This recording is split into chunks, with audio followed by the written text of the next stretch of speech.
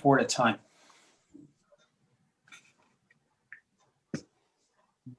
Dan, if you can only see 4, you drag the screen view a little bit smaller until it opens up and you can see all the videos.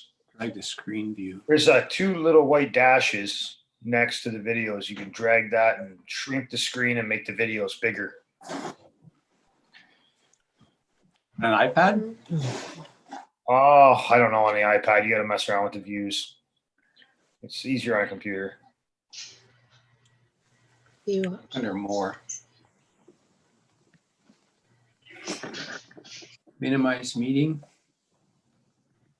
Want to do that? What would that do? I wonder. Minimize meeting. Speaker that's view. bad. That's bad. I don't like that one. Okay, I'm gonna, it's 7 o'clock, so I'm gonna declare the meeting started. So do we have any written disclosures of pecuniary conflict of interest? Are you going to go down the list, or you just want me to declare it? Well, I don't have anything here that if anybody has declared anything, so you have to state if you have. Well, I did. I'd like to declare it. I, Heather Olmsted, declare a pecuniary conflict of interest on items 6D and E from the Calvin Social on today's council meeting. I'm a member and don't want to influence the vote. And I did send in my paperwork. Okay. It's not included in the package, that's all. I also have a pecuniary interest that I'd like to declare, and maybe after that, we might consider attendance as well. I declare an interest on item 6BI, request of change on Stewart's Road. The reason for declaration is person making request are family members. And I also declared on agenda item 3, and that is item 6D, item 6E, and item 6C, all related to requests for Santa Walk Run, and the reason being individual speaking and individual involved making requests is my spouse. So thank you. Okay. Yeah, sorry about that with the attendance.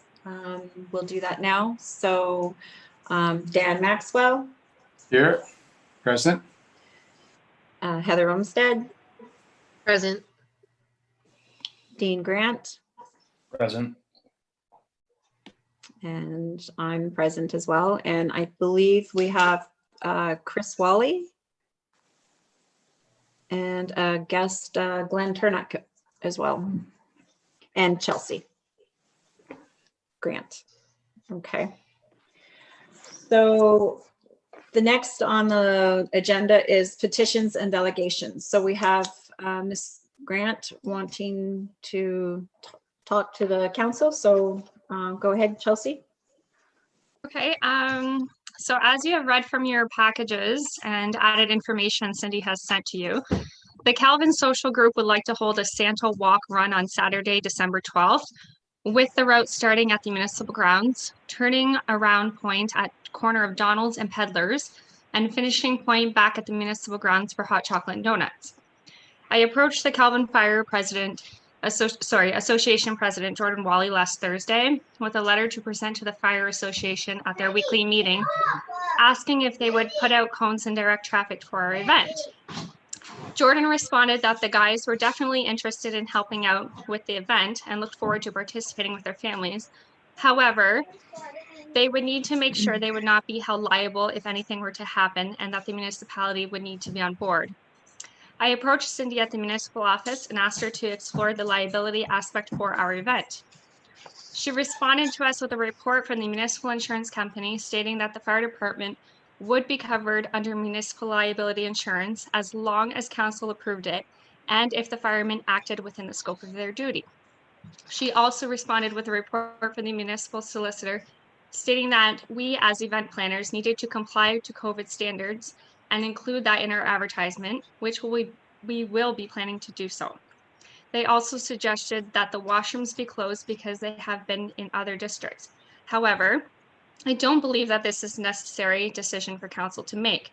I say this because we are in color green under the COVID color codes. We are also a municipality with a very small population, so although a suggestion, again, I don't see how that would apply to us here in Kelvin. The Kelvin Social Group fully intends on filling out any forms necessary, stating that we will be following all safety and health procedures necessary and will designate single servers for the hot chocolate and pre-package all the donuts being served after the walk. We will also regulate how many people will be in the food area at one time, maintaining social distancing guidelines. Currently, for a color code green district, which Kelvin is in, we are allowed 100 people outside to gather. However, this is only if the fire department is allowed to participate because they are part of the municipality. If council does not approve their participation and the Kelvin Social holds the event privately, the health unit will only allow for 25 people, putting a damper on our event. We are very excited to put this event on in our community, especially since there will be no Santa breakfast this year. We thought it would be a good idea to gather safely outdoors instead to celebrate the holiday season. We are asking for the support from council to allow the fire department to join the Kelvin Social in creating this event.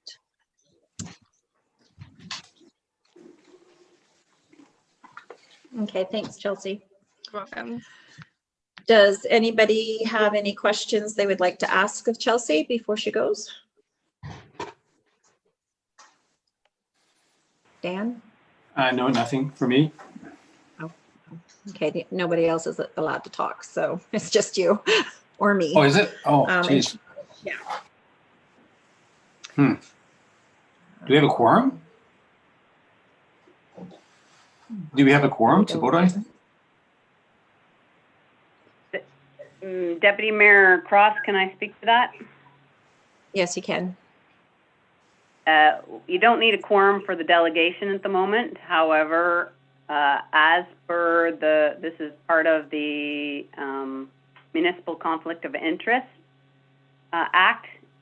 If you read what's highlighted here in blue, as long as there's 2 members of council remaining, we started the meeting with a quorum, but because 2 members have declared a conflict, as long as there's two members left to make a decision, you can still make a decision on the motions put forth in regards to this situation. Okay. I believe Chelsea asked or answered the majority of the questions I was going to ask. My main concern was how she was going to deal with the food, because I know there's no buffet, but she answered that. So I have no other questions for Chelsea. So thank you. Okay. So we'll move on. Thanks, Chelsea. You're welcome. Okay, so next is reports from municipal officers. Jacob Groves. Jacob isn't with us tonight. It's just a written report. Okay. So I know that he had asked if we had any ideas to put forth by December 8th. That would deal with the strategic plan and also for the budgeting. So if anybody has any of those, let's make sure we get those into him. And I guess we're just waiting on the weather for building ice. The next on the agenda is reports from committees, which there is none. Action letters. None. So there's the minutes of the regular council meeting. So we need to have a first and seconder. So can I get Dean to move it first? Sure, I'll move it. And Dan, second. Okay. Any discussion? Dean? Oh, No, I do not. Dan, sorry. No discussion. That's good. Okay, Dean, any discussion? I do not have any, thank you. Okay, Heather? No discussion. No. Okay. We'll vote. Councillor Maxwell, yay or nay? Yay. Yes. Councillor Olmsted, Yes. Councillor Grant, I vote yes. and I vote yes as well.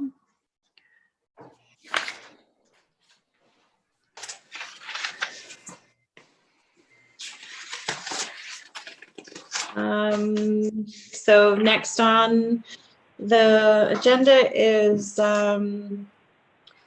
Glenn Turnock from Turnock Consulting is here to answer any questions anybody may have for him. Welcome, Glenn. Thank you for joining us. It's a pleasure to be with you this evening. Thank you as well. Okay, so is there anything you would like to ask Glenn? Dan? No, nothing. It was good to have all this information, especially the meeting from the Papineau, the minutes from the Papineau meeting. There was lots of questions that are answered in that correspondence. Thank you. Yes. Okay, Councillor Grant. Yeah, this is it's a big topic. I appreciate the effort, Glenn, that you've taken in the last few weeks for sure. Definitely to answer all of the questions. I know I had a few in Papineau, and I think there's some good explanations in here to some of the questions that answers my questions, particularly around site plan controls. Being a municipal thing in our zoning is my interpretation.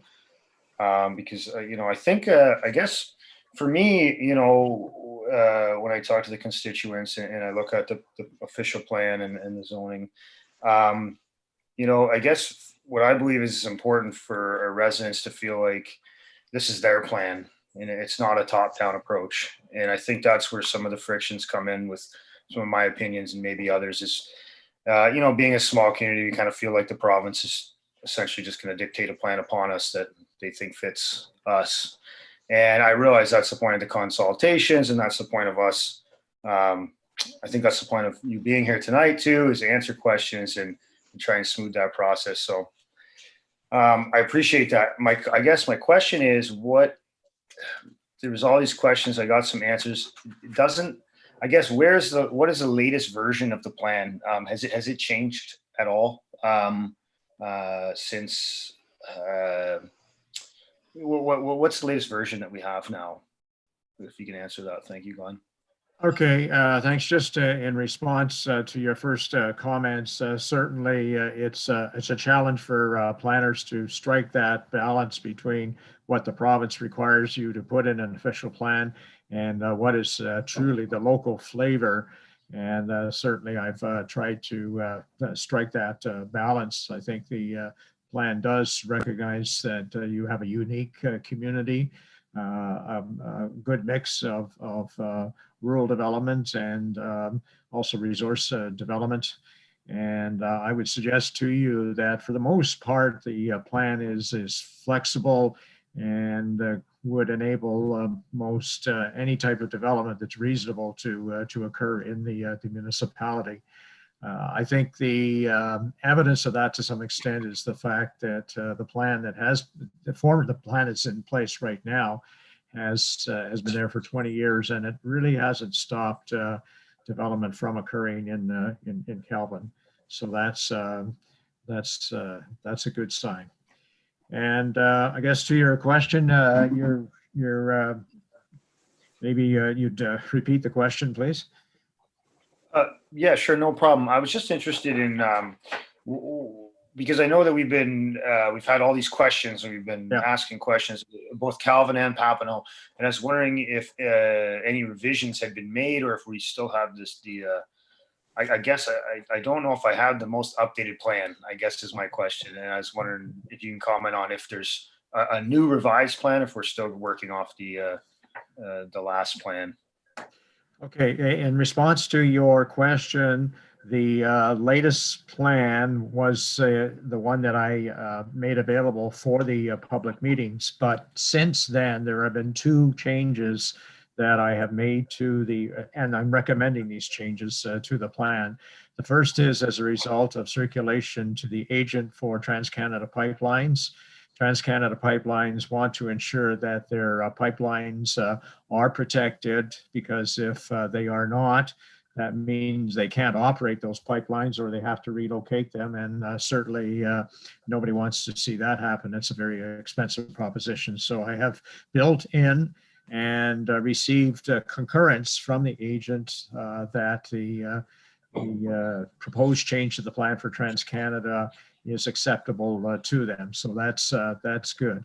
The other change is the one that actually came out of comments from Kelvin, and that's with respect to land division or severances in the agricultural area. The request that was made, and I thought it was a very reasonable request, and it helps clarify the plan, is to allow a severance for a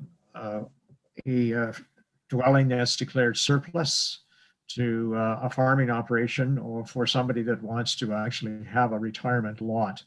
I don't think they're unreasonable requests. The more challenging of the two is a lot for retirement.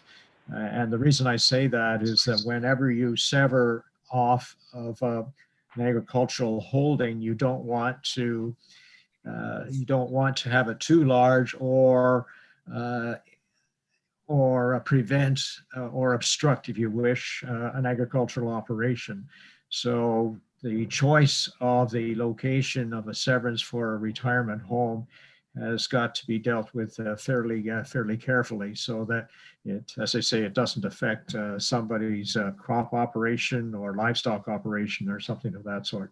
So those two, and I'm making that recommendation, and I want to thank your municipality and Papineau-Cameron for that suggestion. So those are the only two changes since the public meetings. So I have, and I don't know, Cindy, whether you distributed the report I prepared last week.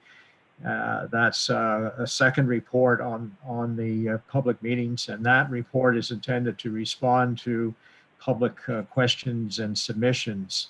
So at this particular point in time, Mr. Grant, you have before you, I guess, the latest and hopefully the greatest, but certainly the latest document.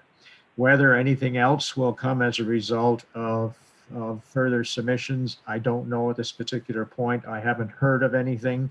There are some mapping changes that are required, but I don't think any of them are in Kelvin Township, and that's there are changes as a result of the circulation and things that were missed in Papineau-Cameron that will be changed. So hopefully that answers your question. It does. If I may ask another. Mayor Cross, Deputy Mayor Cross. I very much appreciate those two changes. I think that that's where I was going to follow up with the question on the pipeline and how that was going to be addressed. So I think that's fantastic, and also the farm dwellings. There is one specific thing I was wondering if you can comment on it, because I feel like it's important for development, and I didn't see any comments in the email.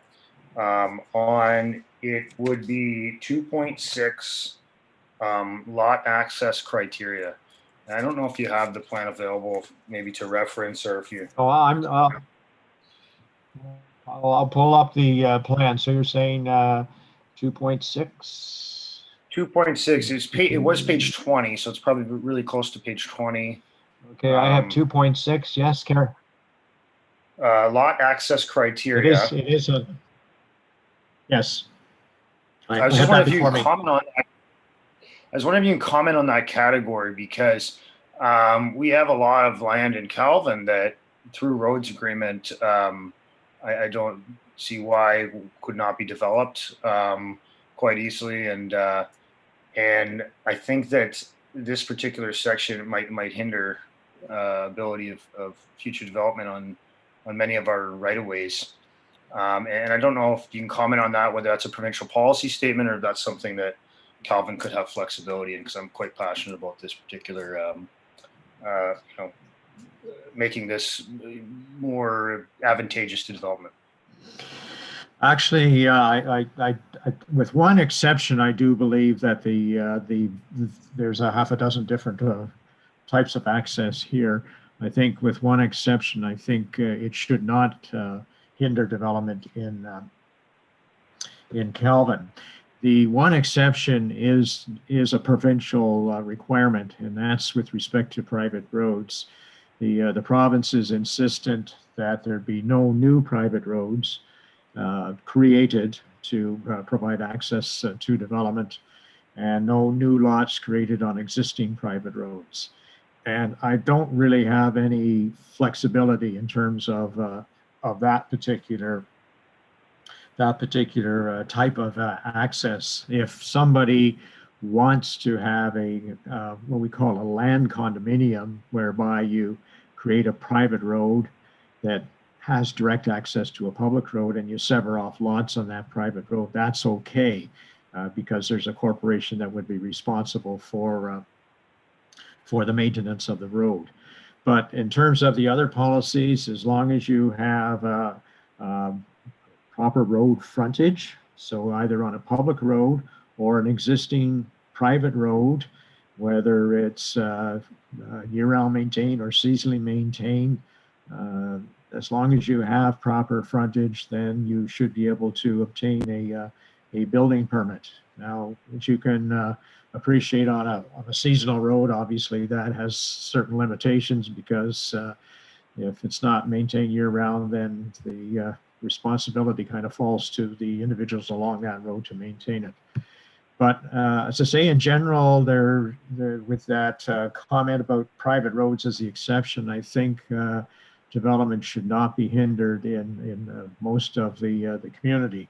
There is, I would make one other comment, there is a provision in the zoning bylaw that provides an exemption for certain types of access. So for example, if you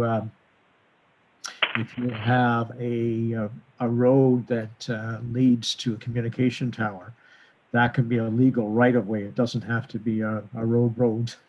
And similarly, if you have a forced operation operating in the municipality, a legal right-of-way, if you wish, is acceptable.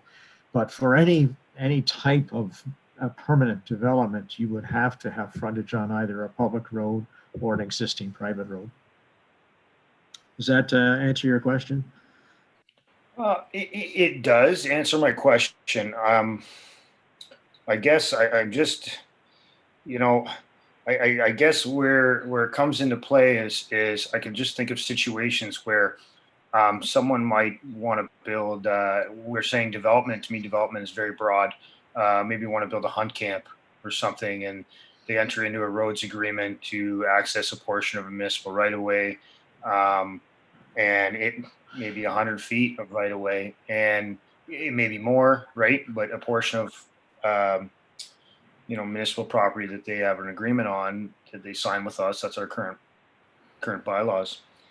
I don't see that would be possible under the lot access criteria listed here, just in that it's, essentially for the examples you described are the only ones permitted in this section. So either frontage on a year-round road, seasonal road, or frontage on a highway. Like it doesn't say right of way, and I'm wondering if that should be. I would like to see that included. I would think for a number of people that may have a small portion of either road that is not seasonally or is not on a fully maintained road, and those properties would be not being able to develop. Is my understanding. Yeah. Okay, I guess two comments. First off, you'll note in the policy itself, there is an exemption. It says frontage may be exempted. That means frontage on a public road or a private road may be exempted for land uses for infrequent or private access. And so they're listed: a farm field, a hunt fish camp, which you were talking about, Right. a public utility, a communications facility, passive recreational use.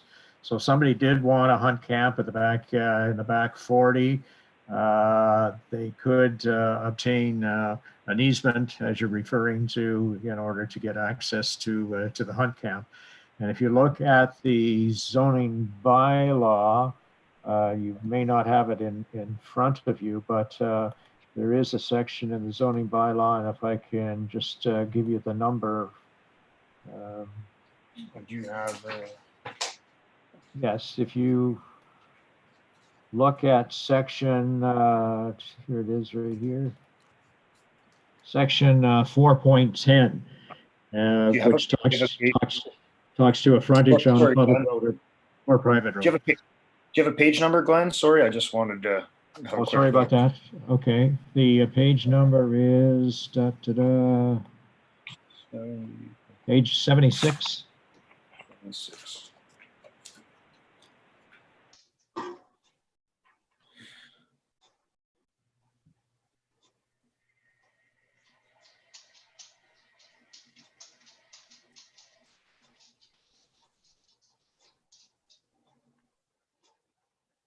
Do you have that in front of you? Yes, I do. I was just reviewing it. Okay, so if you look at section 410.1, the general, you'll see an exemption for the private road, or for frontage on a public road or private road for a certain number of different uses. And a lot of these are kind of logical. They're in a number of circumstances, they're temporary, or they are kind of the private access. You know, it's not something that the public would be using a lot. You know, the communication facility, a tower, you know, I mean, how many people would be wanting to drive to a tower? Well, nobody except the company that's maintaining the tower. And you'll notice the camp is listed there as well. So that's your fish camp or hunt camp that you're talking about. Okay, Now, Glenn. there are certain circumstances, and this is where you have to look at the individual situation. Sometimes you've got existing landlocked parcels, and it's a function of maybe the history of development or something like that, and they don't have frontage on a road, but you want maybe access to it. So it's a judgment call, but sometimes a land division committee will, or even a municipality will allow access to that parcel. And what I've recommended in the past is where that's happened, you always make sure that the width of the easement is 20 meters, because at some point in the future, it could be 5 years, it could be 50 years from now, maybe that parcel in behind will be developed for something. And if you don't have the standard right of way that you have for a road, then it may be awkward to develop that. So there are certain exceptions. In my experience in Calvin in the last 20 years, I can't recall any situation where we've had a problem of access, quite frankly. In other words, being able to provide for some form of access. Thank you, Glenn. Those are my questions. Thank you. I have a couple questions. Okay. Councillor Olmsted, do you have any questions? Yes, I do. Thank you.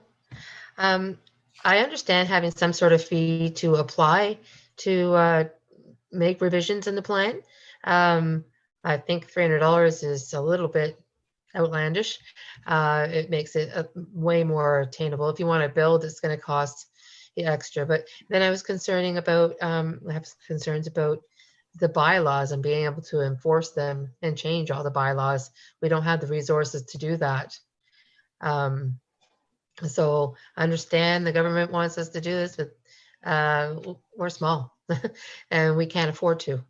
We already have several of our staff wearing 2-3 hats, and to extend more bylaws and regulations, how are we to enforce them? On the first point, say your existing plan has been in place for 20 years and there's never been an amendment to the plan. And I can't say that there's any significant development that's been prevented. So the cost that you're referring to is the cost of somebody preparing an amendment, and whoever that planner might be, I guess it's usually a consultant that does that particular work. And but as I say, the experience we've had in all of East Nipissing is that we've never had an amendment to the official plan in 20 years, and it hasn't seemed to have stopped development. On the second issue of the resources, Canadians are usually pretty good at adhering to the law. And if it's reasonable, people, and there's good explanation for why a particular rule is in place, they'll usually abide by that particular type of rule. And again, the experience is that there hasn't been significant issues with enforcement in Kelvin and Papineau-Cameron. There's been more of a challenge in Matawan, quite frankly, because it's a large rural area, and they have even less staff than you do. But sometimes the ways around that are a joint effort where you hire a bylaw enforcement officer that provides a joint service, if you wish, or shared service among several municipalities. And I recall that earlier in time, Paul Gervais was the building official in your area, and he was from East Ferris, and he provided the service to you on an on-demand basis, and that's an option too. Moonbeam Township, adjacent to Kapuskasing, is a good example.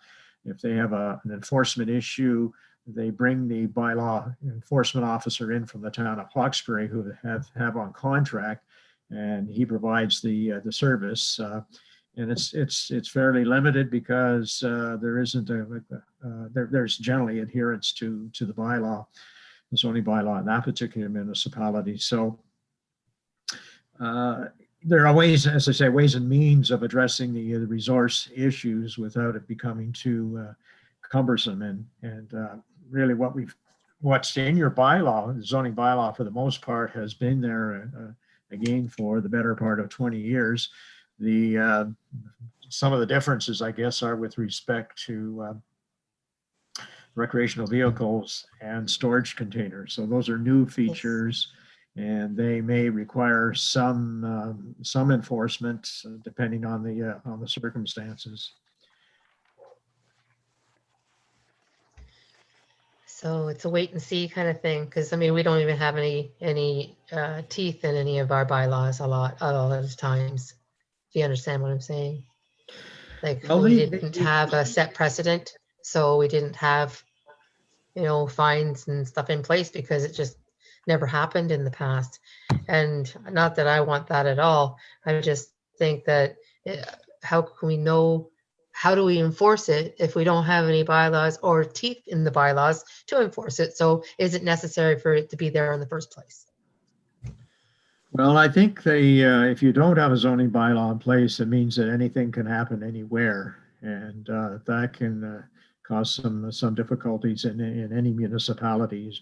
Zoning's been around for roughly 100 years now, and it's designed to protect property rights, so that if you have a home you built for $500,000, $750,000, you have some protection against somebody putting a sawmill next door, which or some use next door that's going to be a real nuisance to your quiet enjoyment of your property, you see. So zoning is essential in protecting property rights, and it's also closely tied to your assessment base in the sense that zoning is a determinant of, in part, of the assessment value of a particular property, whether it's, say, residential waterfront or rural residential or farm or whatever the case may be. So I think it's essential, but again, I would hope that you would have the confidence of the fact that this is not brand new. This is not new in Kelvin. There has been a long planning history in the community, and it's worked well. I have had occasion to respond from time to time to Linda Kovacs and the clerk prior to that. They'll send me an email saying, well, we've got this situation, what do you think? And quite often by just conveying the professional opinion your planner has to the party in question, it solves the problem. Again, often it's a matter of education or interpretation so that people understand why it's in place. I don't think you should be afraid of it. You do have a very strong municipal clerks association in the area. The clerks work with each other. If they've got a question, they'll often phone up the clerk of an adjacent municipality for their experience. And you've got planning board that's been there for quite some time as well, so they have a lot of experience. So I'm confident that the plan you have is or what's proposed and almost the continuation of the existing bylaw, it should serve you well. Thank you. Okay, anything else, Heather Olmsted? No, thank you. That's it. No? Okay. Okay, well, thank you, Glenn, for joining us and for asking or answering the questions. And thank you to the counselors as well for asking the questions, because I mean, little things like this, it's always good to know the answers. So we'll Sandy, see you at another time. Sandy, before it goes, yeah. Sandy, one more question before it goes. I was reading through the answers to the questions that people submitted, and I'd like to get a bit more clarification on the answer to the grants question about Stewart's Road. It's an ongoing discussion in our township, and it looks like the reply was that council has decided that we don't want to maintain that road, and that it's confirmed in our bylaw on the roads classification. And that was the last council that did put all that work forward. But we do have there's a conflicting opinion on the new council, and we are still trying to deal with that issue of the Stewart's Road. It seems to be something that's not going away for us. And do you have any more input that you can tell us about Stewart's Road and how we should be proceeding with that? Assuming that we not necessarily don't want to maintain it, but other options that we have, if you did want to maintain it, for example, or. Well, you have a variety of options, and again, it depends on the municipal experience. I mean, the one option is to change the classification, but before you would do that, I would think you would want to do a bit of a cost benefit. As I think I said at the public meeting, it is a question of whether the tax revenues from property taxes are sufficient to offset the operational costs of providing maintenance on a road like that. And that's the most serious issue, because that ties into your asset management plan and what I heard at the very outset of your meeting today, concerns about costs and what the impact might be on the municipal tax levy. So that's one option. Another option is one that is used by a number of municipalities, and that is a private road, a road maintenance agreement under the Municipal Act. I would refer you to the township or the municipality of Charlton and Dac, who have good experience. That's in Temiskaming District, and they have a good experience in this respect. And what they essentially do is enter into an agreement with the private property owner. It could be one or it might be more, and that agreement says that it's recognized as a public road, but you shall maintain it, and here's the standard to which you shall maintain the road. And so that is intended in part to ensure that the maintenance is carried out so that you will have no problems with emergency vehicles reaching a property if that's necessary, and other members of the public using the property. So it reduces the kind of the liability to the municipality. So that's another option, and I guess those are the kind of the two main options. But what you would obviously have to do because, as you know, the Calvin's road classification bylaw is attached as an appendix to the official plan. And if you were to make a change, you prefer to make it before the plan is adopted, and so you'd make the change to the bylaw as well as to the schedule to the official plan. But it really, and I'm quite concerned about the cost factor. I would think I would suggest you look at that very, very seriously, because you don't want to end up really subsidizing the property owner at the cost of the balance of the municipality, simply for the sake of providing the service. Okay. If I may interject, it's been over 30 years. Is there a statute of limitations on how long a road agreement should be? A statute of limitations? There's no statute of limitations So it can go on for decades and decades and decades? It could, but I mean, it boils down to a municipal council decision. That's where, that's what it's all about, is what decision is reasonable in the interest, in terms of the public interest.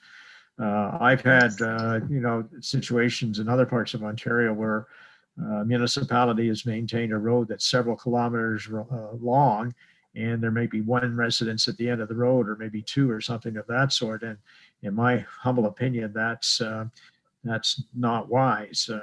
It's just not reasonable, because taxpayers at large end up subsidizing that situation. So if Calvin is prepared to do that, well, that's council's decision. Thank you. I do have something to talk a bit about before we go. You've asked me questions, and I have a question to throw back at council when you're ready. Go right ahead. I don't think Okay, anybody else has any more questions. I would, just before we're done, it's not for Glenn. I'll wait till Glenn's after. I'd like to add one more comment just to the letters sent in. Thank you very much. We are at the point now where this planning process has been going on for a long time, and I think Councillor Olmsted had expressed this concern at the public meeting that, and maybe not just Councillor Olmsted, but there was, I think some others are saying, well, there should be more consultation. Well, there was consultation, but the process of preparing this new official plan and getting it into place has taken longer than it probably should have. And I think we're at the point, and this goes back to Councillor Grant's earlier question on the timing and so forth. But we are at the point where we should seriously consider the adoption of the plan and get it off to the province. Certainly, my role is to prepare the bylaw for adoption. Each municipal council has to adopt the official plan and recommend it to the planning board. The planning board is the official authority for the adoption and submission to the ministry, but it's up to each municipal council. So unless there are any compelling reasons otherwise, I would hope that Calvin Council would seriously consider the adoption of the official plan sometime in December. I did send an email to your clerk just a couple of weeks ago asking that particular question. And as I say, I would hope that you would see fit to move forward with the adoption of the plan sooner than later. As you know, I'm trying to retire. And that was 2 years ago. I announced that I was retiring, and here I'm still at it. And that's no disrespect for your council or any others. I enjoy working with municipalities and with councils and staff and so forth. So, but at some point, I would like to say, well, I'm checking off East Nipissing, and we can move forward. So I leave that with you, and for maybe discussion or whatever. I'm not sure when your next council meeting is, or when your council meeting is in December, but I would urge you to seriously consider the adoption of the plan at that point. You don't have to worry about the zoning bylaw at this point. It's really the plan. So we can get it into the province, because it's going to take the province probably 3 to 6 months to approve it. So there's halfway through next year before I can even say goodbye and, you know, or get to the zoning bylaw. So I'll leave it in your good hands, and I'm sure you'll make the right decision. Thank you.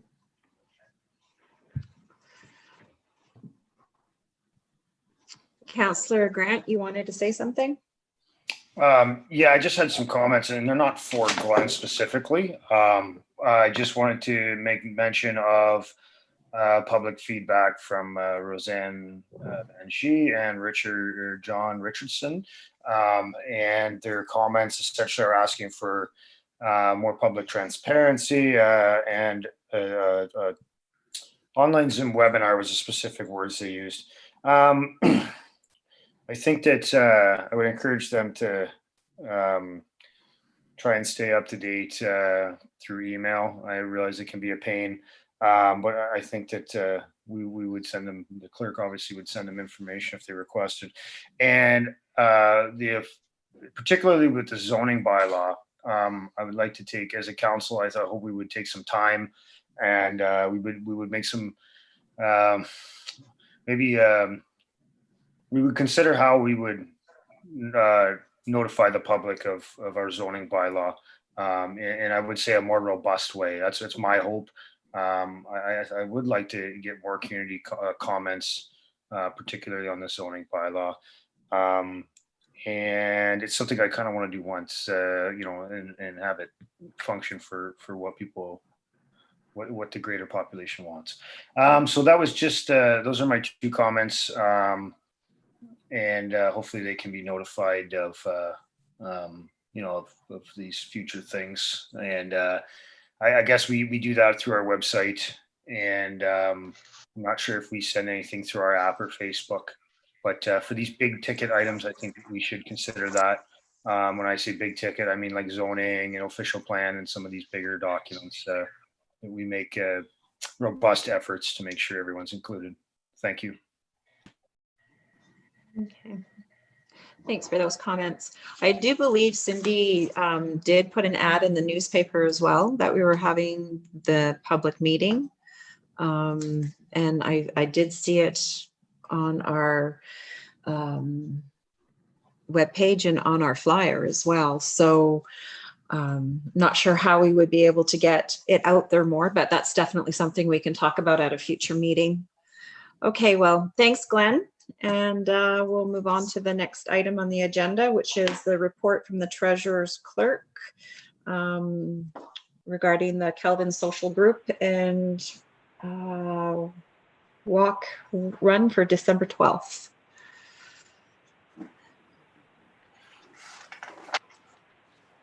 So I think everybody had a chance to read this. Cindy, did you want to have anything further to say on this, or?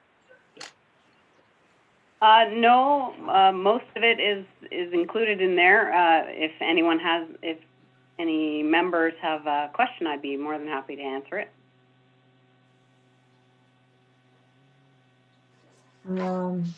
Councillor Maxwell, do you have any questions? On the report, it looks pretty clear. Do we have a bad weather contingency plan? I don't know if that's a township thing or something more for the organization, but just curious if we have a bad weather day, snowstorm, something like that, what happens in that type of event, what happens to the event in that type of condition? It's not a municipal event, so Chelsea would have to answer that question. Okay. At this time, we are just planning for the Saturday. I mean, we'll walk in the snow, but I guess, like you said, if it's really bad, no, we don't right now, but it could be moved to the Sunday.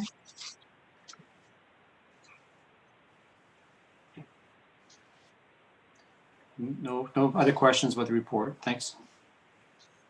Okay. So the next thing on the agenda then is the request of the municipal grounds for the Santa Walk Did you have any other questions or concerns, Councillor Maxwell?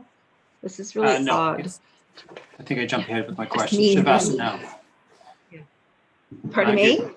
I think I jumped ahead with my question. Okay. Probably should have asked it now about the weather. Thank you. No further questions. Okay. Well, for me, I think the walk is a great idea. Especially if it turns into an annual thing. It'd be nice to see that Calvin would have something that we did yearly, that's for sure. I do have some hesitations about it just because of what's going on right now with COVID. I don't know if it's wise for the municipality to be endorsing a gathering of people when you don't know what the numbers are going to be. I mean, we're trying to show good.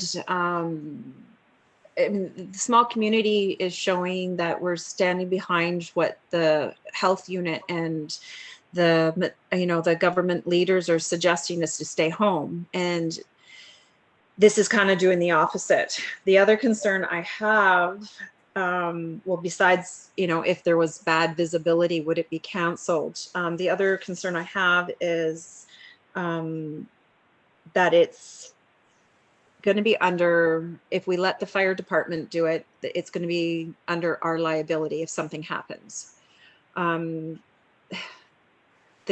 Considering it's probably the riskiest time of the year with road conditions, if they're icy or snowing, that the potential of something happening is higher than if it was a summer day.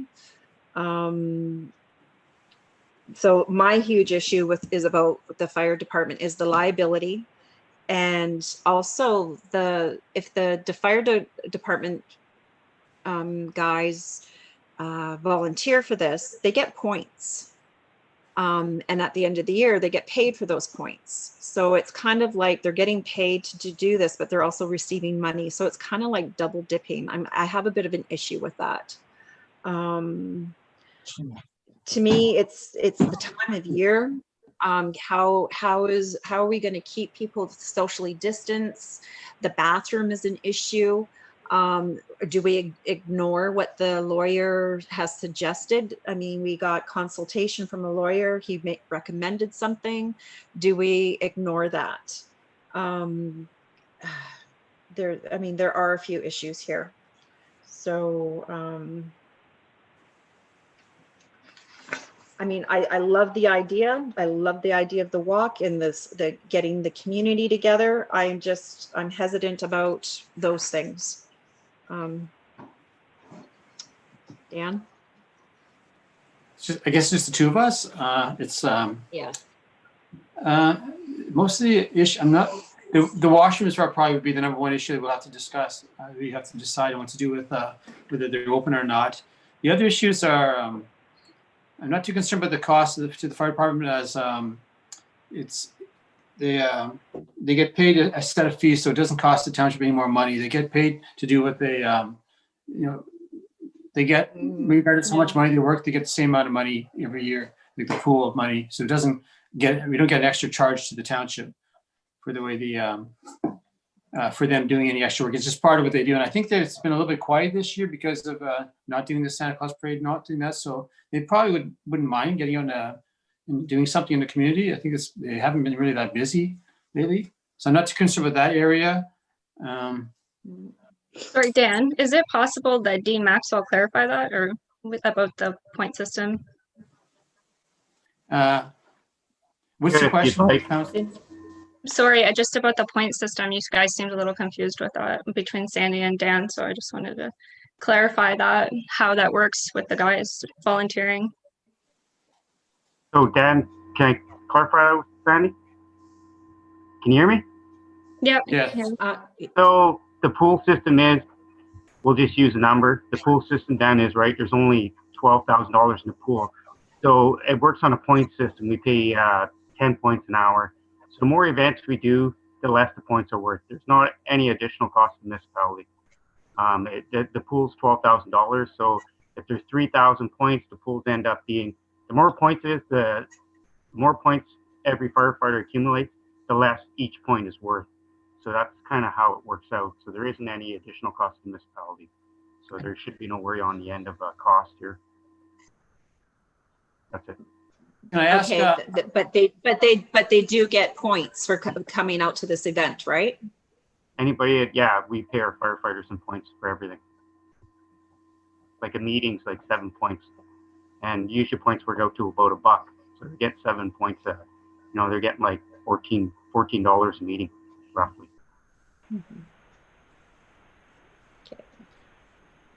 So how do you feel about the event, Chief Maxwell?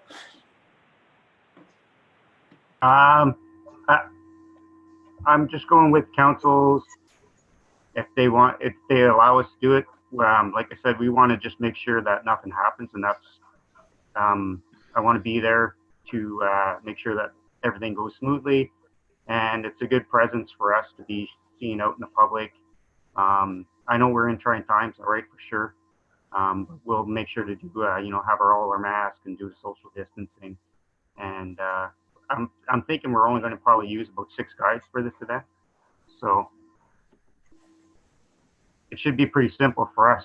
It's not a big deal for us to do traffic patrol. We do it all the time on Highway 17. So this is nothing for us. But I just wanted to make sure to have council blessing if you guys are going to allow it to happen.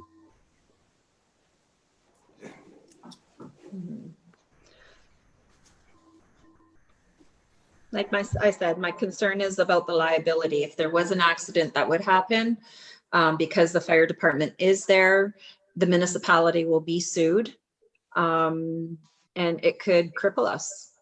So that is, I mean, we've asked other people who've used or wanted to use the property or the hall to bring their own insurance. Is that at all possible, Chelsea? I know that it's that's something we're looking hard. into. But as far as I'm not sure, Cindy, I know you had some information on that, but how does that even work with the fire department? Isn't it separate anyways?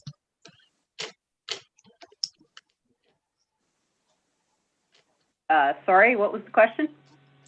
Even if we get our own insurance, if the fire department's involved, don't they need the insurance from the municipality as well to cover them? Our insurance would just be covering us as a group, and the fire department insurance would be covering them, right? Right. The municipal insurance would cover the firefighters because the firefighters are employees of the municipality. Right. Correct. But the insurance, your insurance would cover your group. What about so the participants in this thing is what I'm saying is what if a kid runs out and a car is going by? Because of the social distancing, the people, I know it's a huge long shot. I understand that, but there is always that possibility. So it just really concerns me that because the fire department would be there, we would be named in the lawsuit if there was one. Right, but even if we have our own insurance, it doesn't matter. The fire department would need to be covered by you guys anyways. Yeah, I mean, that's why we have insurance too, so we don't pay for those cases. I mean, we're insured, so they can do their job. And it seems like a low risk job to me. It's like, it's not even a parade. It's just warning traffic that there's pedestrians on the road and to slow down. I imagine that's what they plan to do on both ends of the route, is just to stop cars and tell them that, there's a walk going on and to just be careful. I think it's a good preventative thing. And on that road, I don't see any high risk. I see the risk very low for the fire department to get injured. It's a lot more dangerous at night on the highway when it's dark and there's transports flying by you. I think that's a high risk activity that they do regularly. So this one is like an easy one for them, I think, from my experience on the fire department. Our original plan was to go down 6:30, and we were advised by the fire department to change our route to make it peddlers because it was safer. So, I mean, we're definitely listening to them, and we're going to follow all the COVID guidelines. And right now we're allowed 100 people outside. We're not going to get 100 people. It's going to be, you know, probably 50 people or less to do this event. It's not a huge thing. I think it's good for our community. It's an outside fresh air event. So I think we're still really promoting social distancing and allowing for that to happen. Cindy, if we happen to go into a different color, like we're in the green right now, where would you find it? I guess I don't know if I should be asking Cindy this or Chelsea. Where would you cancel? Like, what color would you cancel the walk in? Well, we would have to follow the guidelines to say, like, if we're only allowed so many people, so say we're only allowed 25 people at a time, well, then maybe we just sign up 25 people for a certain time, and then the next 25 can come at another time. We would fix it so that we can still do it with the safe guidelines that they're telling us. Okay. Cindy, what happens if Dan goes one way and I go another? Is it defeated? If this is would be a tie, and yes, the resolution would be defeated. There are 3 options that you can do with this. You can carry it or pass it, which is the positive. You can defer it, or you can defeat it. But a decision does have to be made. And one of those is the decision. So you have those 3 options in terms of your decision. Okay. Deferring it would be. Like I said, So the next meeting is on the 8th of December, right? So deferring it would be put to the very last minute. Yeah, it wouldn't be ideal for advertising for us. No. At that point, we wouldn't be able to do it. The other option is we do have a special meeting on December the 1st. Technically, it's not supposed to be on that agenda, but that is another option. We could, if council decides to defer it, it could be put on the agenda for the December 1st meeting. The only difference would be that we'd have the mayor's opinion as well. Ian would be able to give his opinion. That's the only difference would be. So I don't know how he would vote. I would probably, I know that I would support it. I would vote yes for it. That's so it's kind of up to you, Sandy, whether you want to. I think that it's a low risk activity. I support the walk for sure. I do. Yeah. My own personal opinion about timing or because of COVID, that is my own, I guess. I do support what they're doing. I do support the idea, especially if it's going to continue. So I would vote yes on this. Okay. So we should put the vote. I guess I need to, I guess, Dan, you want to move it? Yes, I'll move it. Sorry. Okay. Dan Maxwell, please move it. Do I second it? I guess too? I will second. Here, I'll second it. And now we will vote. So Dan Maxwell, yay or nay? Yes. And I will vote yes. Okay, thank you, guys. Your concerns are heard, Sandy. I think that the group will consider what you said. I think it's For sure. And we're going to bring it back to the fire department so they can talk about it at their meeting on Thursday night, to make sure that they still want to go ahead with it after you guys have approved it.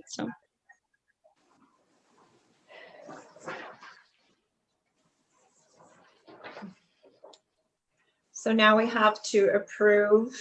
We have a resolution in front of us to, I gotta apologize about the relaxed way I'm doing this. I'm out of practice. I've only had one other time running the meeting, so I guess I'm supposed to read this whole thing, which I was supposed to do on the other one. So we have a resolution in front of us that the Calvin Social Group has approached council to hold the Calvin Social Santa Walk Run on Saturday, December 12th, 2020 at 1 p.m. The walk run will start and end at the municipal grounds in front of the outdoor washrooms.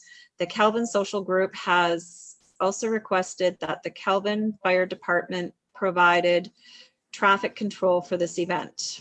As per report to 2020 CT 53, council acknowledges the liability that the participation in this event by the fire department could impose on the municipality. Now, therefore, it is resolved that the council hereby authorizes the Calvin Fire Department to provide traffic control for the Calvin Social Group Santa Walk Run event on December 12th, 2020. So I need a mover. I'll move it. I'll second it. And now to vote. Councillor Maxwell, how do you vote? Yay or nay?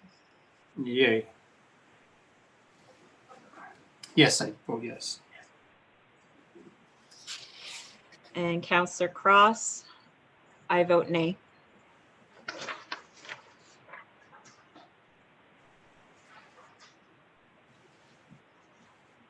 I'm sorry, what was that for again? What was that one for? The Fire Department. Department. okay, didn't you just agree to confused? No, I agree to your walk. Okay.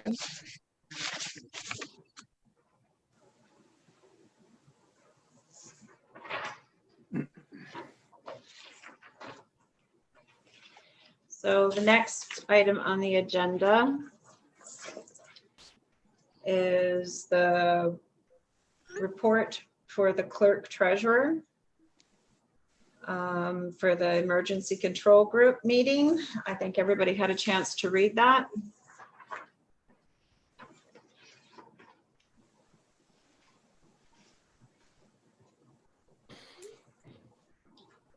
Did anybody have anything they wanted to comment on? Councillor Maxwell? I'm sorry, which report are we on? The emergency control group meeting oh, summary? yeah, no comment. Thank you. Okay, Councillor Grant? On the emergency control, no comment on that one. Councillor Olmsted? No comment. Okay, so next on the agenda is the complaint report from the clerk treasurer about the formal complaint. I think we've all had a chance to read this. Any comments, Councillor Maxwell? No comments.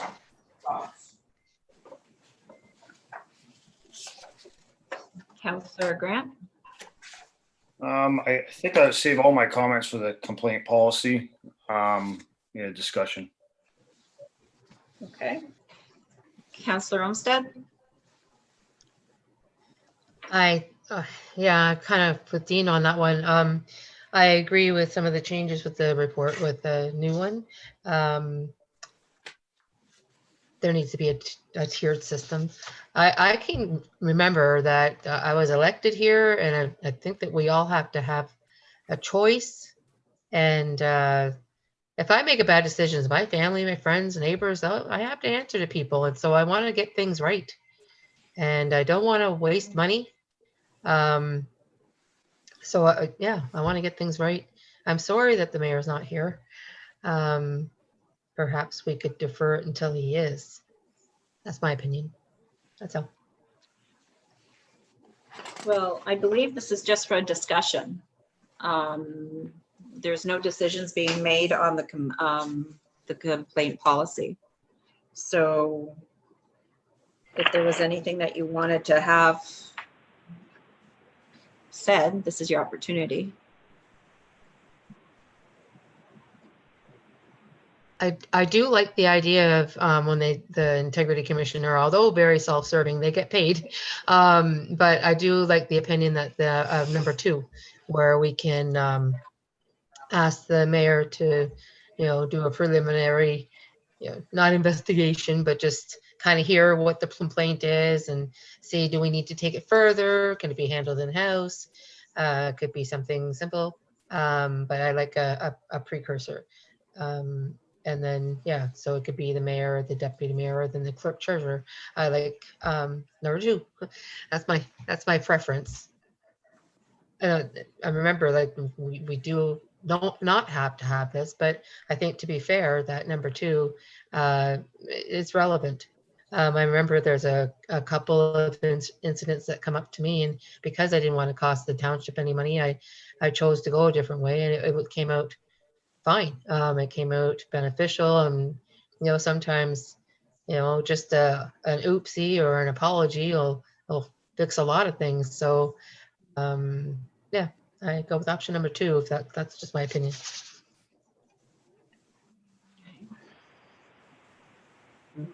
Okay. Well, for me, it has, so everybody else has had a chance to say something. You're all okay. For me, I don't believe we should ignore the Municipal Act or the fact that we have an integrity commissioner. I think sending the complaints directly to the person who they're complaining about opens the door of sweeping it under the rug. And we talk about transparency all the time, and I don't believe that that would be transparent. I do not want to see us spend more money on issues like this at all. I wish there was a way, but the complaint policy, I believe, was made more for staff and issues that are going on in the municipality, not necessarily for councillors or the mayor. I do really like the idea of a feedback policy, for sure. And yeah, I guess we can discuss this more when it comes back onto the agenda and when the mayor's here, if nobody else has anything else. Yeah. Oh, sorry, Mayor, Deputy Mayor Cindy Cross. Okay. I wanted to talk about, I didn't know what we were on, G or H, but I do want to talk. I do have some comments.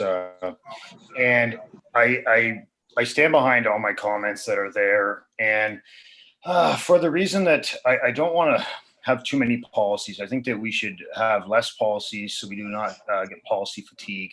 And so I do support them being in one policy. If you guys can reference, I think that people are making this more complicated than I had intended. And I just want to clarify what my intent is. I think the Integrity Commissioner's comments are valid as advice. And they clearly have a financial motive in investigations. They generate significant revenue through investigations. So I think that's something to consider as well. But if we go to section 11, which was my suggestion for complaints regarding council members, I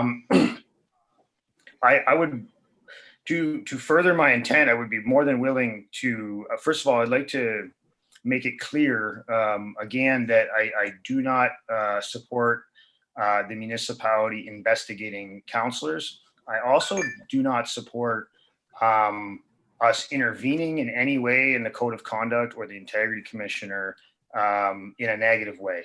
So what I mean by that is I would like to give people an opportunity to come direct to council. Now, of course, everyone already has that opportunity. So if anybody has a problem with council, they can simply call us, text us, email us, right? And say, hey, listen, I didn't like what you said, whatever, what do you think? And we can respond that way. So what I'm simply suggesting is that we write that into a policy. And so what I mean by that is, instead of that just being common knowledge, which it may not be for some of our residents, we would simply write into our complaint policy to say, hey, listen, if you have a complaint, you can take it to your counselor if you choose. We will forward that information to the counselors you name. Now, I think we could also add in there that a complainant will be notified at any time that they can proceed to use the integrity commissioner. And this section is not intended to replace the integrity commissioner or alter that process. So I think if we don't have this to me was a real important part of a complaint policy, is to save money. And by just simply allowing, I think for me, it's a simple thing. Obviously we want to make sure that it's legal. We can have advice on that. But to me, it's a simple thing just to notify people that, hey, listen, there is an option for you to contact a counselor. At any point, you can use this more formal option. And I don't believe that option would take away or degrade or compromise any municipal act. And that's my interpretation. And I don't know what other councilors think about that, but I do approve of the other changes. I think they're great, in my opinion, and that's kind of seems to be one we're spending a lot of time discussing. And I would like to hear the mayor's comments as well. So thank you.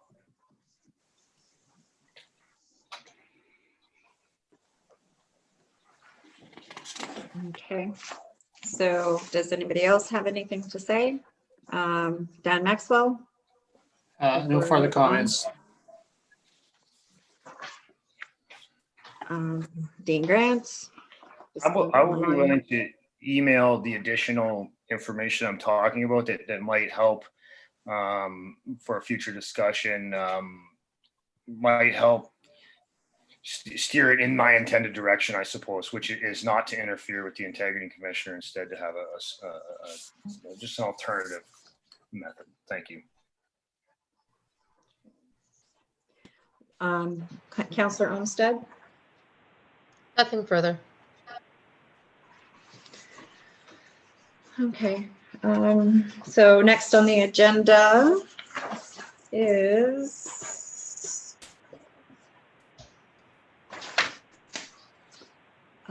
the amendment to the fees and charges bylaw.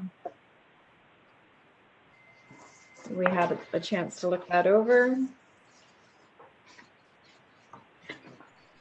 So we have in front of us, I need a seconder or a move. Who would like to move this first? Dean Grant? Sure, I'll move that. Heather Olmsted, would you like to second? Sure. Okay. So we have our first reading. Now, Cindy, I know that Mayor Pennell usually reads something, and I don't have anything in front of me. What do I read just the okay, all right. It's in, I can't see it.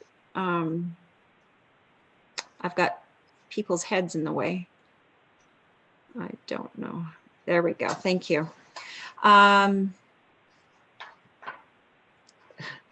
Being a bylaw to be amended by the bylaw to impose and consolidate the fees and charges for the municipality services and activities and for the use of its property.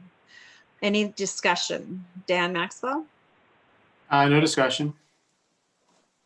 Okay. Councillor Grant?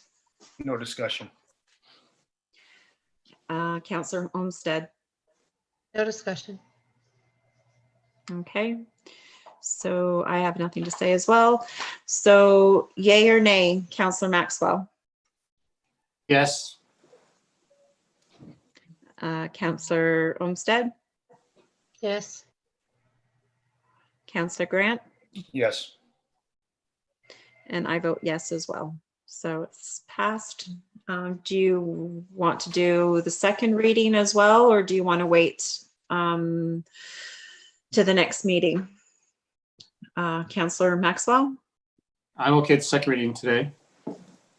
Councillor Grant, I would do the second reading as well today. and Councillor Olmsted, you okay with that? Yep. Okay, so can I have a mover? Councillor Maxwell Yes. and Councillor Olmsted, can you second it? Yes. Being the bylaw to be amended and the bylaw to be imposed and consolidated to the fees and charges for the municipality's service and activities for the use of its property. How do you vote? Councillor Maxwell, yay or nay? Yay. Councillor Olmsted, Yes. Councillor Grant, Yes. and I vote yes as well.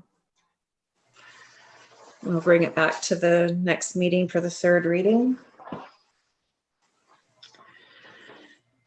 So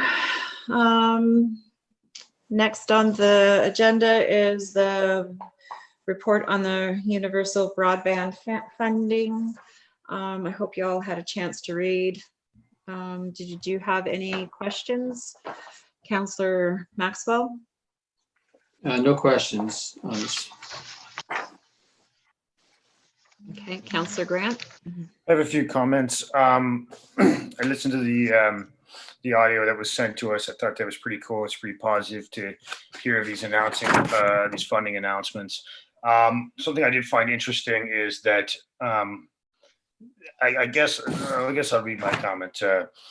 If we were going to save money and spend money on broadband, which some have indicated that Blue Skies indicated we should start a reserve, we should look at accumulating some finances to invest in broadband. I guess I find interesting they talk here that they will allow municipalities to actually apply for this infrastructure in partnership with service providers.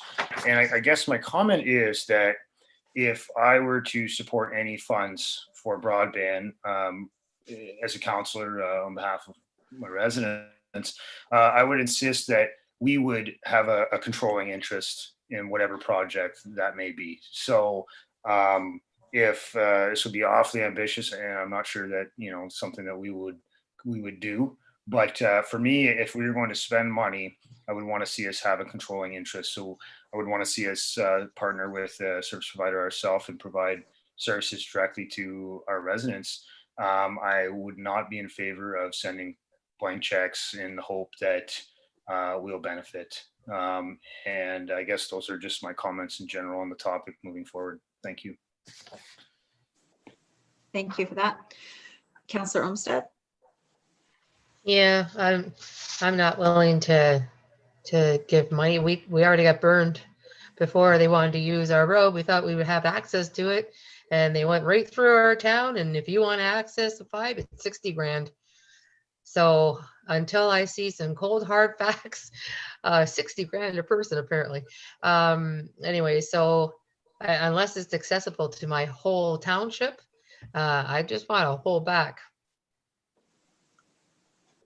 You understand, I wouldn't want us to lose out again because we did the last time. Yeah. Okay. From my understanding, they are actually encouraging us to consolidate with other municipalities. The cost is huge. So small municipalities like ours, it's almost out of our reach, I would think, for the amount of money that it's going to cost for this to happen. I still think we're, a little ways away from it happening, but they're encouraging us to, apply. And I believe Blue Sky Group has going to be submitting an application, and we've been working with Blue Sky. So I'm hoping if it does come to fruition in the future, that we would be supporting that. Time will see what happens.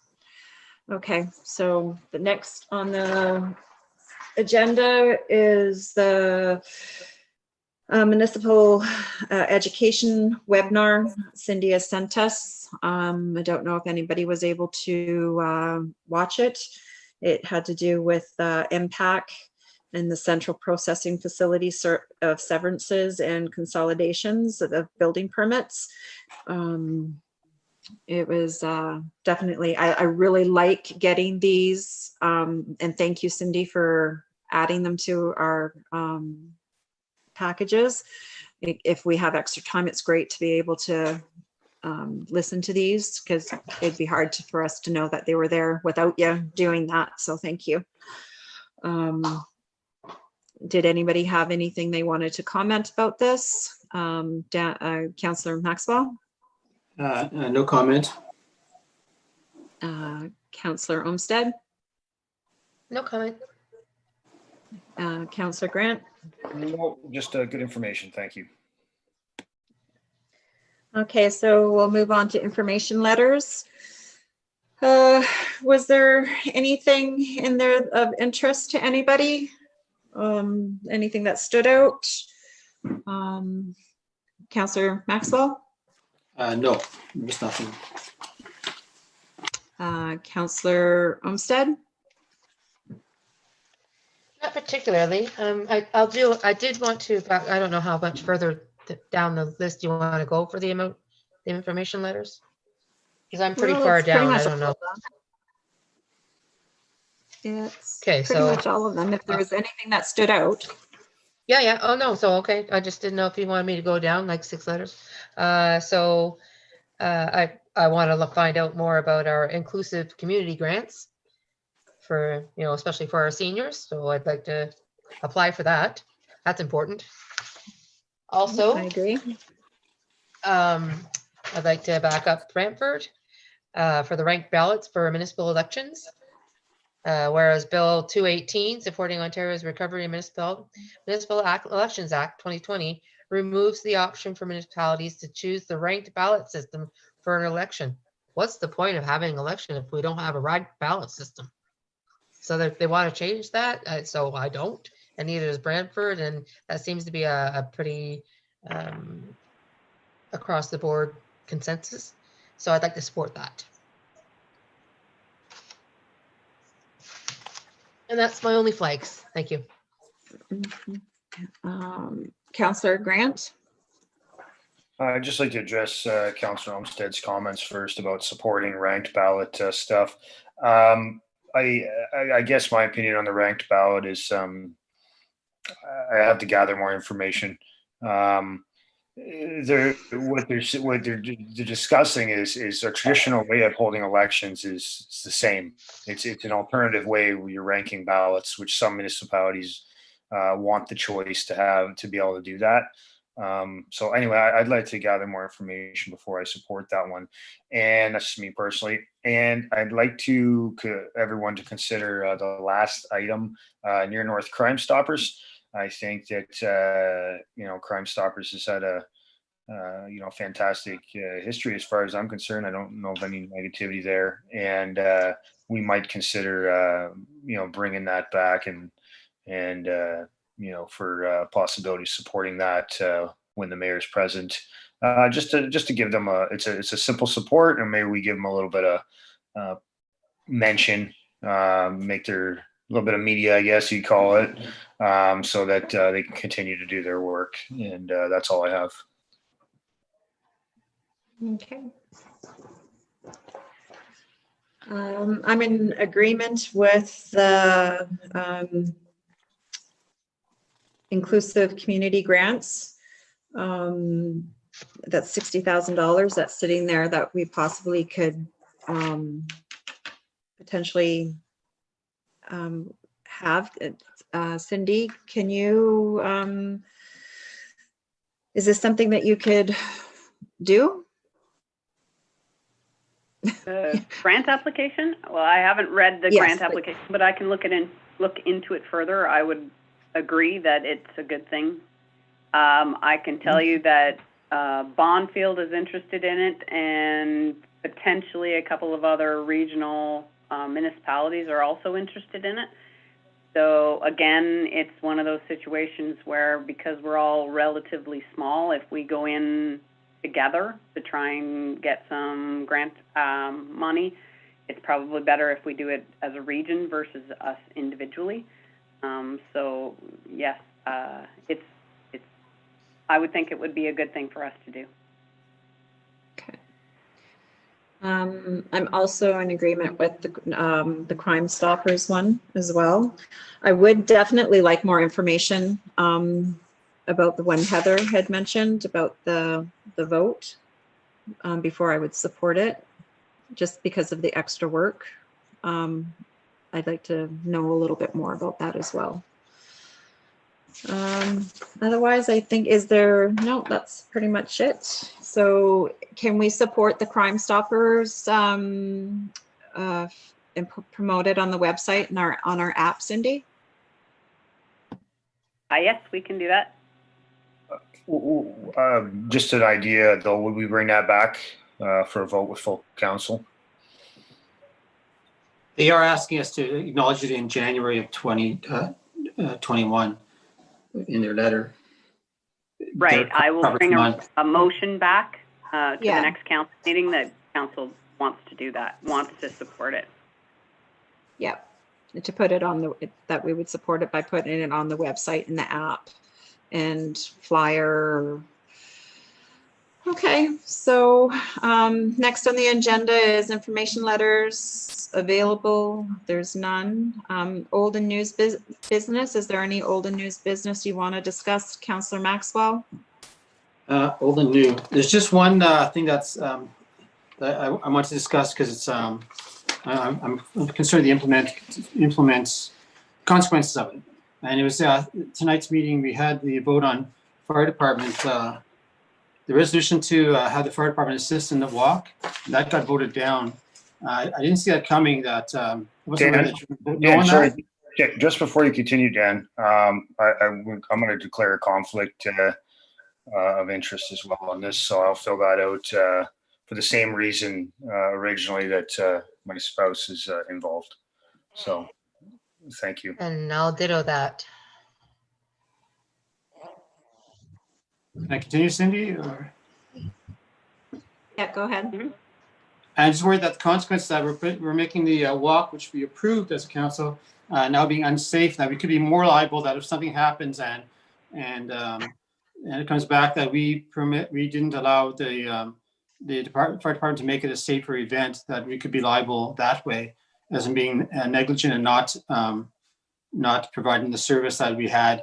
Not only liable, like not so much legally, but just morally, that how that looks to our township when we had the facilities to prevent something, but we didn't allow it to happen because we voted it down out of fear for insurance or something like that. And I'm just concerned that that's not going to show well.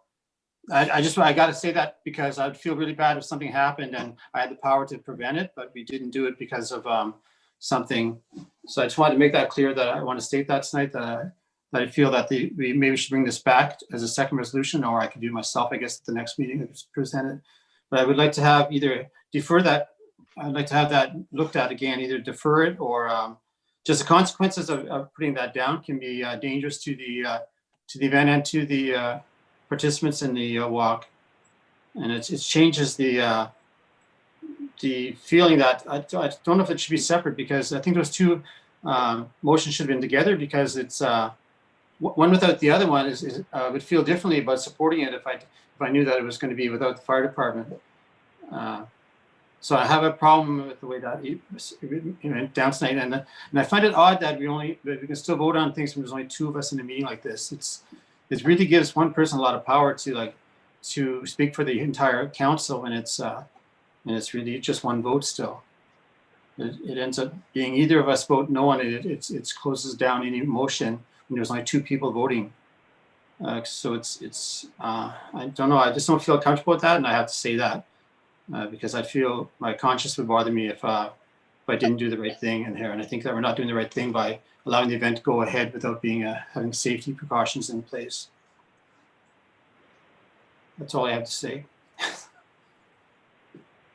Okay.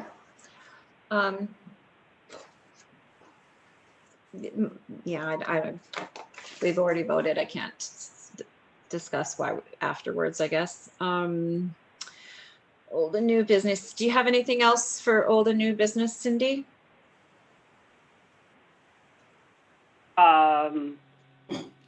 The only thing I wanted to mention was that I had a meeting with the provincial offenses people that take care of the Provincial Offenses Act.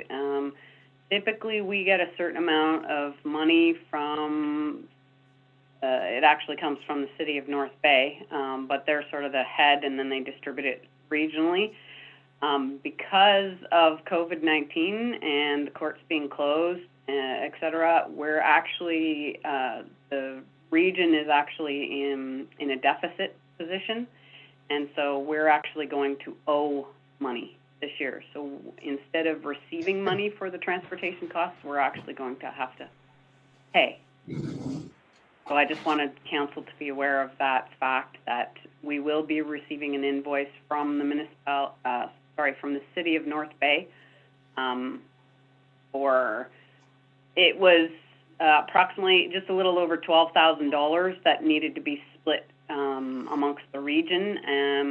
I, off the top of my head, do not know the number of municipalities that are a part of the region. I do know it's from like St. Charles, that area, so west of Sturgeon Falls, all the way over to Mattawa. So I don't know all of the municipalities that it encompasses, but the $12,000 will need to be split amongst all of those. So I can't tell council how much the invoice is at this point. I just wanted to let council know that instead of receiving money, which we typically get and which we budgeted for, we're actually going to have to pay. Wow. Wow. That's not good news.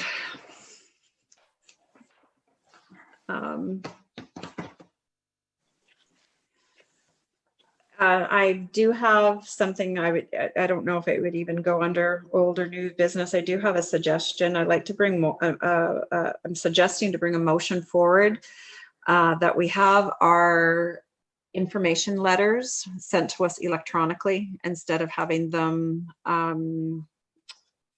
photocopied. There's a lot in there sometimes that are repeats.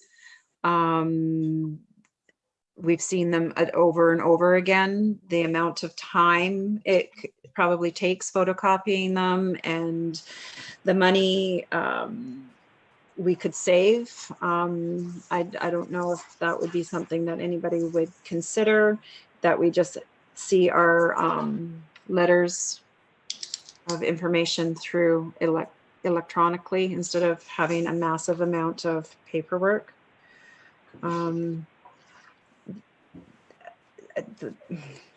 One thing I wanted to make clear was that I with this walk, it's not about the walk. It's about the municipality being left responsible if there was an accident.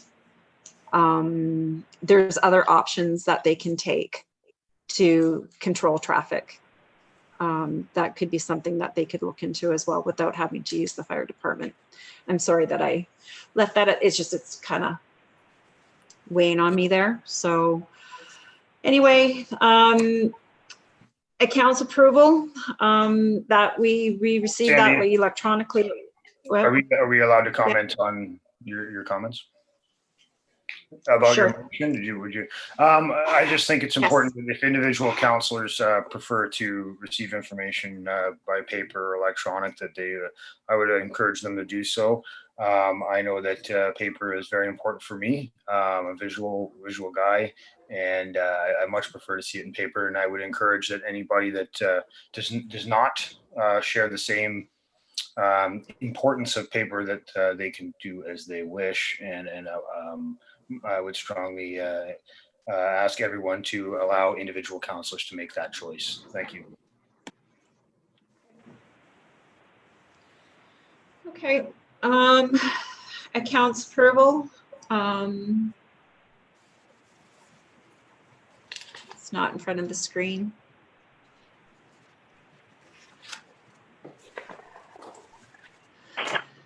Okay, so I need a mover. Counselor Olmsted, can you move this? Sure. Counselor Maxwell, can you second it? Yes, but I have to see it though. I haven't seen the accounts. I don't have it in my package. I don't have it. Where is it? The accounts. It was sent online. Okay. Yes, I'll second that. Okay, so that the disbursement stated, no, oh, I guess, is there any discussion? Dan Maxwell, or Counselor Maxwell? Are you able to put it up on the screen, Cindy? Are you able to put the accounts up on the screen, or I could go to my mails, I guess. Just give me a moment, I'll get it.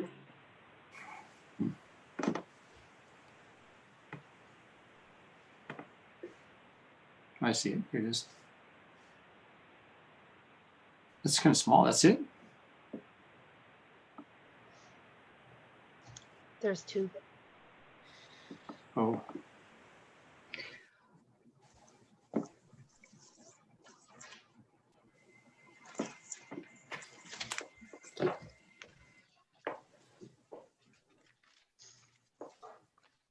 Single stuff.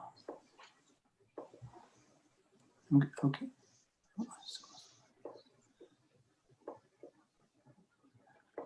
Okay, I'm good. Thank you. No questions.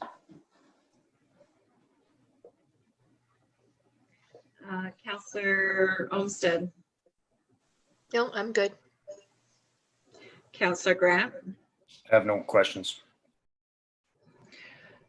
I did have two questions. Just clarification, I'm not 100% sure. The computer expense of $319, was that so that everybody could be on video for the Zoom meetings, Cindy? Which computer expense are, which, sorry, November 19th or November 24th? The 19th for $319.79.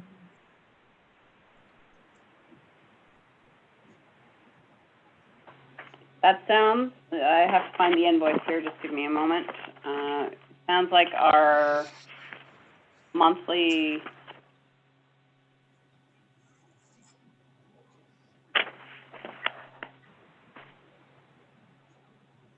yes, so that's our virus protection, our server backup, our email hosting, and our desktop virus protection, and our multi-factor authentication. So that's our monthly charges. Okay. I was just curious about whether or not it was for the Zoom meetings so that everybody could be on visual. And I'm not sure what the planning services is. There was a hundred and something for planning service addition for a resident, I believe. Is that something that we normally pay? Are you talking about the invoice for Wayne Simpson? Yes. A question needed to be asked in regards to a lot addition. And Okay. so yes, we had to pay for his services in order to answer the question. Okay. All right. Thank you. All right. So can you put it back to the other screen, please? Thank you.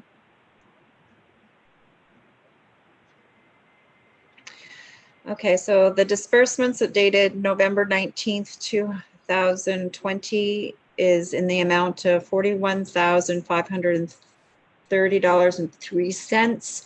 and of November 24th, 2020, in the amount of $11,456.67 be hereby authorized and passed for payment.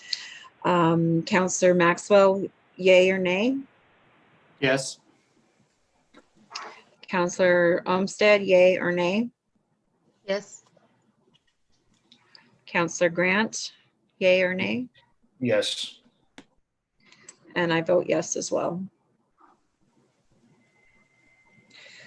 So on the agenda, there's no closed portion. There's no business arising from closed portion. There's no notice of motion. And we can, I guess we need a resolution for adjournment.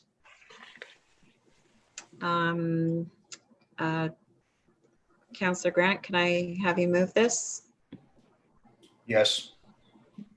Counselor Maxwell, can I have you move this as well, second it? Yes. So that this regular meeting of council now be adjourned at 8:44 p.m.